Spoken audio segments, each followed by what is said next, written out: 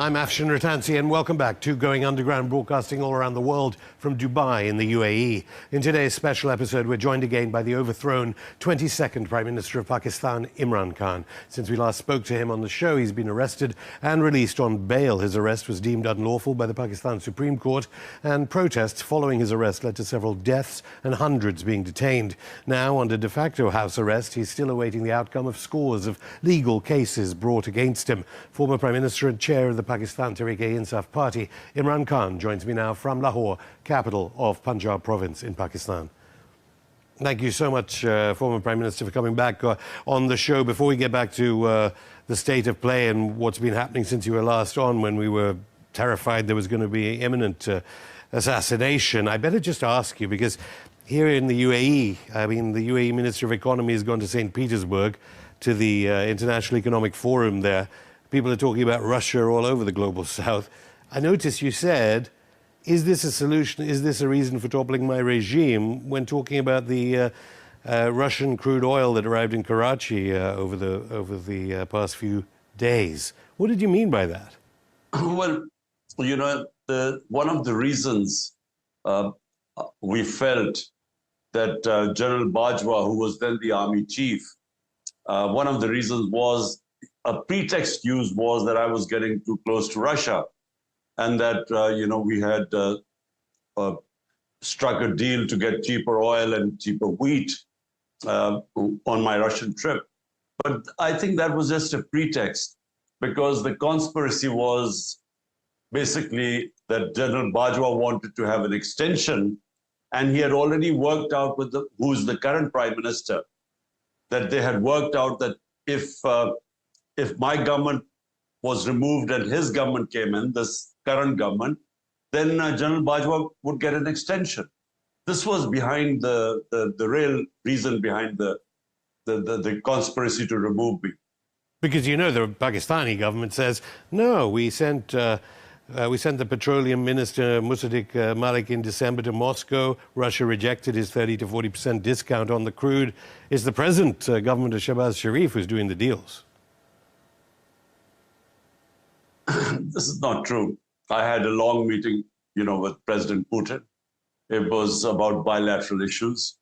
One of the things I talked about was that because of the tension, then it wasn't, well, I think that morning, and unfortunately, the Russians moved into Ukraine. But until then, the tension had raised the prices of oil internationally, and that affected countries like us, the developing world.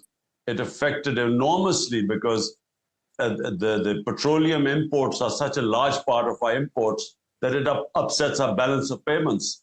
So therefore, it causes huge inflation in our countries, which pushes people below the poverty line. So when I spoke to President Putin, he then sent his energy minister to talk to our energy minister to strike out a deal to have discounted oil. But the moment we got back, a few days later, there was a vote of no confidence, and really the whole thing went out of the window. We were, in a couple of weeks, our government was removed. You're not going to tell us the discount, because I know that the 40% figure, which I think is being bandied around Pakistan, has been rejected by the Russians. No, well, I didn't say, India got apparently 40% discount, but I mean, we just spoke about a discount. That was, things were going to move forward from then onwards. But the moment we came back, the no confidence portion came, and then everything went on hold, because then it was a question of the government surviving. Yeah, I mean, we did talk a little bit last time about the US role in your being deposed as Prime Minister. I think maybe our audience wants to know that I didn't realize. So on the 20th of June 2021, you made a statement saying Pakistan will not allow the CIA or US Special Forces to base themselves inside this country ever again, verbatim. And what, in 10 months later, you were out. Are these two events connected? Well, look, you know, there's a history to that. Pakistan participated in the US war on terror, which was after 9/11. And in that war, 80,000 Pakistanis died. And not just that, I mean, over $100 billion lost to the economy because Pakistan became the epicenter of terror. We had bombs going all over the place. We had suicide attacks, but the state was trying to save itself. So my point was that Pakistan should not get involved in conflicts of other countries. My point is that the top priority of a Pakistani leader, prime minister, should be to protect its vulnerable people. And we have 100 million people who are vulnerable, 50 below the poverty line, 50 just above it. So if you are involved in a conflict, how can you protect the interest of your own people? And always the conflict causes poverty. And in our case, in the war on terror for 15 years, which Pakistan participated, I mean, no investor would come to Pakistan. But clearly the CIA are working with the ISI now, are they? Or aren't they? Because ever since the fall of Kabul and the absurd evacuation, the lethal evacuation of the United States, where's the Islamist terrorism gone in Pakistan, let alone across the Middle East? It all seems to have, and peace is breaking out, of course, in this region. Why is it, since the United States are focused on Ukraine, it's all disappeared, arguably? There is still some terrorism in Pakistan, of course. No, well, actually, there's very little terrorism in Pakistan. We had a bit of terrorism when the Pakistani Taliban who were in Afghanistan, after the fall of Kabul, the Afghan government made them relocate back to Pakistan. So there is a bit of terrorism. I mean, I can't say there is zero terrorism, but that's because our government has taken the eye off the ball. I mean, if we were in government, we would have rehabilitated them. We would have spent time and money to make sure that they got rehabilitated back into society. Do you think it's connected, the US focus on Kiev and the sudden decline in so-called Islamist terrorism? Well, you know, the war on terrorism created terrorists. I mean, in Pakistan, I mean, look, I have made statements and interviews over the 15 years when we were participated in this war on terror. I kept saying that the more actions you take against the militants, more collateral damage, because, you know, there was no army they were fighting. These were civilians. So, for instance, there were 450 drone attacks in Pakistan. Now, these drone attacks, it's the only time a country is being bombed by its own ally. But the drone attacks, remember, they were in villages and in our what I call the tribal areas adjacent to Afghanistan. And so when a bomb explodes in a village, there's a lot of collateral damage. And collateral damage created militants. I have no doubt that even in Afghanistan, the Afghan Taliban gained from collateral damage caused by night raids and drone attacks in Afghanistan. Same happened in Pakistan's tribal area. The more the drone attacks, the more collateral damage, the more militants. So, but in different wars in Pakistan, they avenged themselves against Pakistan's security forces. So both sides, Pakistanis were dying. Well, so at least Pakistani security forces aren't bearing as much of the brunt of this type of terror nowadays. What's been happening to you? Because we thought that there was an imminent prospect of your assassination. You've been shot, you're injured. I don't know how you're healing. And now you were detained, and can you leave your house right now? Well, look, since we last spoke, I had one assassination attempt. And then since we last spoke after that, on the 18th of March, I had another assassination attempt. And then there was another one a few days later, which I preempted because I was informed beforehand that there was going to be a false flag operation where there were people from, they had people inducted within my own party members, and they would have shot some policemen, and then the police would have come to kill me. And why is my life in danger? Because according to all opinion polls, we will sweep the elections. So this is the election year. Well, And out you of know that, 37, but you know that Mariam Sharif, the daughter of the Panama Papers Prime Minister, arguably, Nawaz Sharif, who is protected in London, I don't know, British authorities are protecting him, Mariam claimed your party could fit into one rickshaw. well, if that was the case, then they shouldn't be worried about elections. Already the government, her government, the Supreme Court had ordered elections according to the constitution on the 15th of May of Punjab, the biggest province, 60% of Pakistan. The government refused. Out of 37 by-elections, PTI, my party, has swept 30 of them. So if the party fits in a small place, why are they so scared of elections? Yeah, but on the other hand, you did get bail, and surely Shahbaz Sharif is correct in that it's only the present Pakistani government that changed the bail remand period from 90 days, which it was under your government, to 15 days, which is why you're free to talk to me right now. No, that's not true. I wasn't on remand. The Supreme Court ruled that my arrest was unlawful. That's why I got out.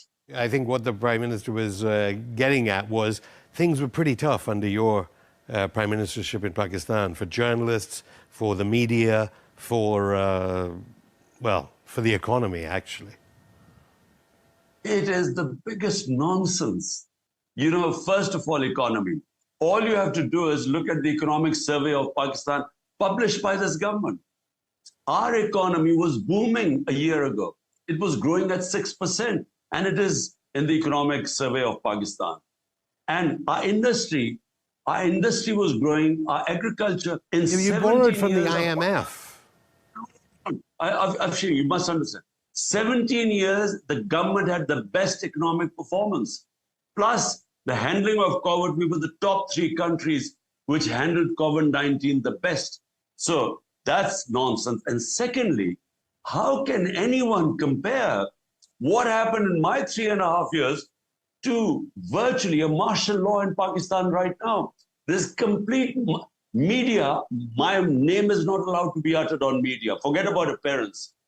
The judiciary passes a verdict, the government doesn't listen to it. We now are becoming a banana republic.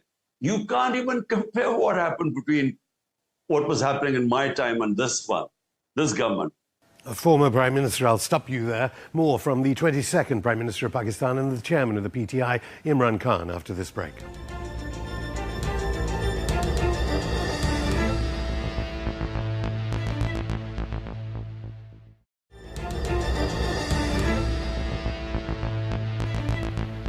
Welcome back to Going Underground. I'm still here with overthrown Pakistani Prime Minister Imran Khan. You see, even though you're there, you've been detained, you've been shot at, you face assassination threats, Pakistan seems to be on the global stage, while, of course, I think the government itself recognizes the terrible economic hardship, increasing hardship of the population of Pakistan. They're doing deals with China, with Russia, with BRICS. Pakistan is going to be no doubt represented in South Africa at the BRICS summit without you. Presumably you would want Pakistan to join BRICS, would you? Or obviously there's a certain element of not wanting Pakistan in BRICS, because while China might, clearly it may reduce the power of BRICS because India would stop participating. Look, you know, international relationship, my opinion is very straightforward. Pakistan became part of the Western Bloc during the Cold War. And so, you know, we were cut off from Russia and all the Soviet Union bloc. India, on the other hand, had a non-aligned foreign policy, so they weren't part of a bloc. Right now, again, India is a part of the Quad, which is the special relationship with the US in that alliance, and yet it trades with Russia. It is trading with China.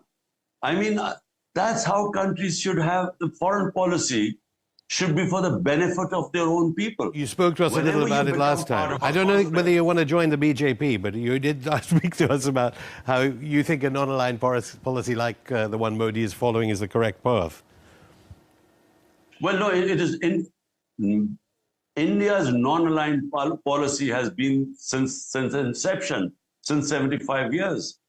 And so Modi is basically following that policy.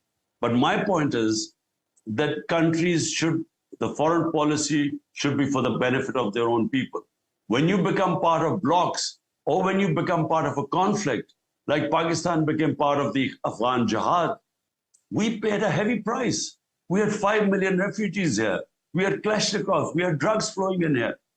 And sectarian militancy in Pakistan as a result of that first joining the Afghan jihad. Then we've joined the war on terror. 80,000 Pakistanis were killed. So my point is, Pakistan, top priority is to get people out of poverty. It should not. Do you think BRICS is the way for that? BRICS is the way forward for that? Because obviously the United States has various issues with the BRICS Bank, let alone Chinese foreign economic policy. The problem is we have the US-China rivalry right now. And that is a problem because, you know, you have to navigate between them. But I mean, China is Pakistan's neighbor. It is the fastest growing economy. So we have to have good relationship with China. We always have had for 17 years. Why didn't you borrow the money from the BRICS Bank instead of the Washington IMF when you were Prime Minister?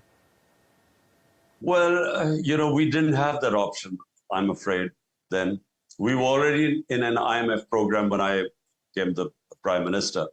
And, you know, we really had no choice but to go to the IMF.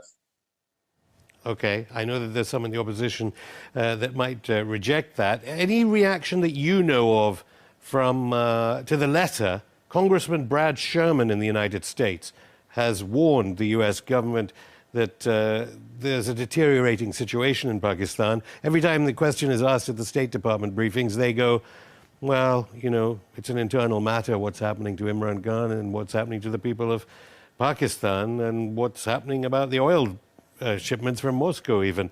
Did Blinken reply to Congressman Brad Sherman as far as you understand, or has he ignored the letter?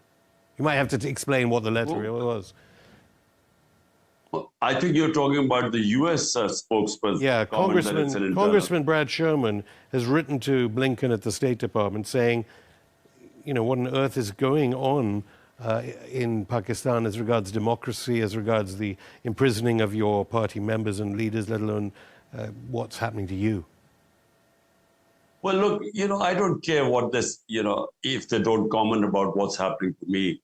And frankly, I think Pakistan's internal matters, eventually we will have to solve our problems. But my only point is, you know, how come the Western countries talk about what is happening in Taiwan, what's happening in Hong Kong, about the Uyghurs in China, and about Russian human rights issues?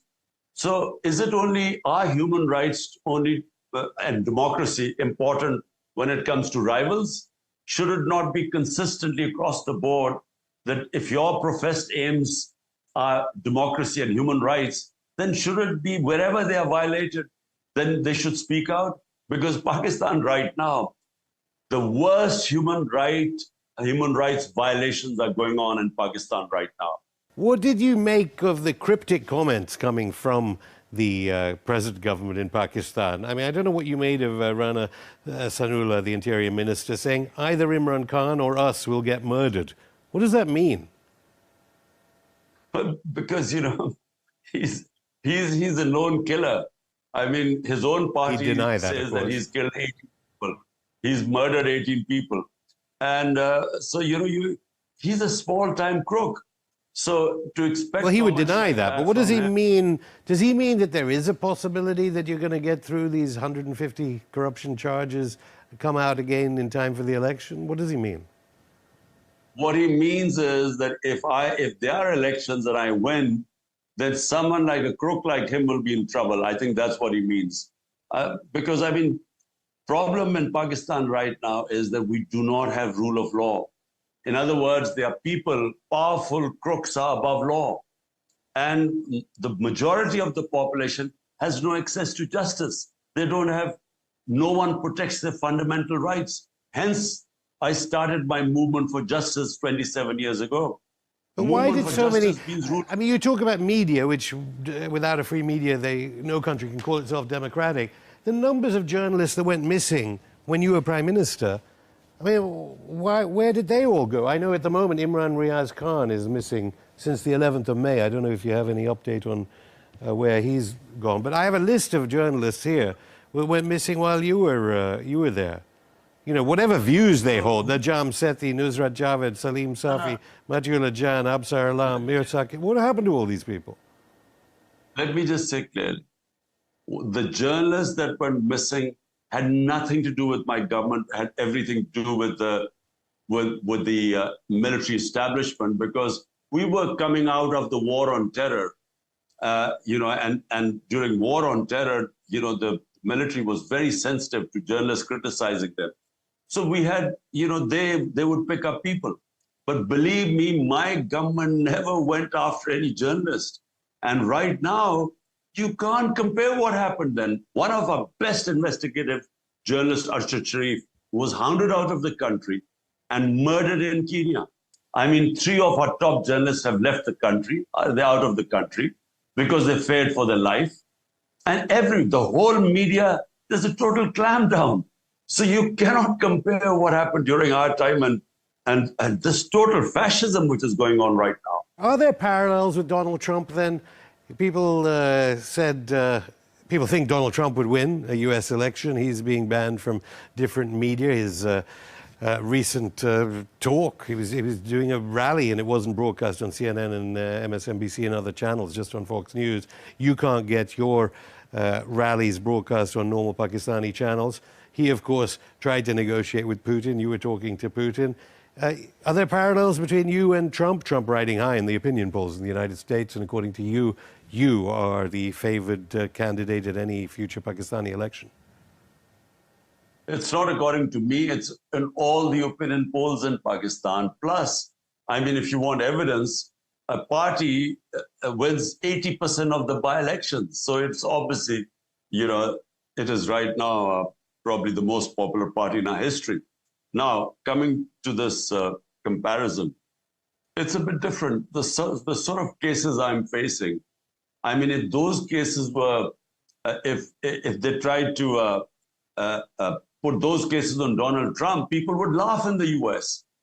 I mean, how could I have committed 9 criminal offenses when I was in jail for 4 days? How could I have committed 40 terrorist attempts? I am on 40 charges of terrorism. I mean, how can it be possible? So imagine if they tried to put a terrorism case on Donald Trump, people would, you know, make mincemeat of the government if they ever did that. So you can't compare what is happening there to Donald Trump and what is happening here. I mean, I've been charged for murder.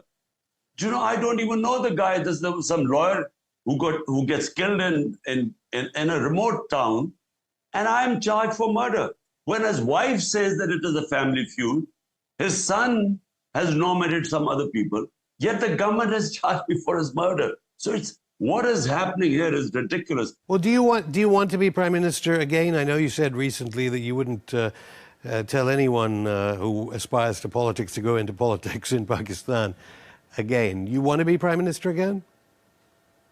I would, you know, I was asked a question, I mean, about politics as a career. I said I would not even wish it on my enemies. I mean, if my sons ever said they wanted to enter politics as a career, it is the worst career to have, and especially for people who can do other things. I guess people who can't do anything would go into politics. But politics has a mission, you know, like our founding father, Jinnah, or like Nelson Mandela, or like Gandhi in India. I mean, when it is a mission, it is completely different. For me, someone who had everything, who was the biggest name in the country, I didn't need to be in politics. But I realized that unless we have rule of law, which we didn't because we have an elite capture in this country, a small elite is above law, and it's captured the resources. So unless you have rule of law, a level playing field, I always felt our country had no chance. Yes, but when you were in power, when you were in power, I mean, this is what assassinated Benazir Bhutto's son, Bilawal, now the foreign minister of Pakistan, said that you were only too happy when those he implied the anti-democratic elite captures, you describe it, forces were supporting you. You were fine with that. It's only when they don't like you that you are now criticizing them, these elite capture people. He is talking absolute rubbish. It was the first time that we started probe against the big mafias, like the sugar mafia, like the petroleum mafia. It's never happened in my country before.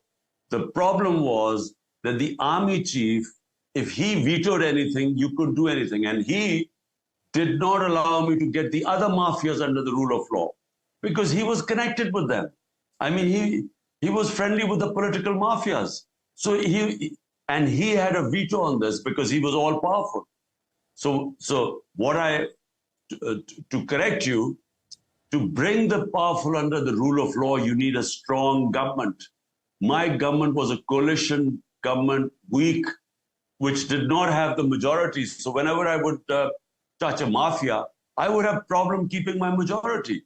And so therefore, my conclusion is that you can only, if you want reforms and you want to bring people under the rule of law, you cannot do it unless you come up with a proper majority, a proper majority in Well, you think you are. You think you would get one right now. So just very briefly, will you be running if all this court action manages to wrap up before the next election in Pakistan? Will you run for Prime Minister? Well, of course, this is the election year.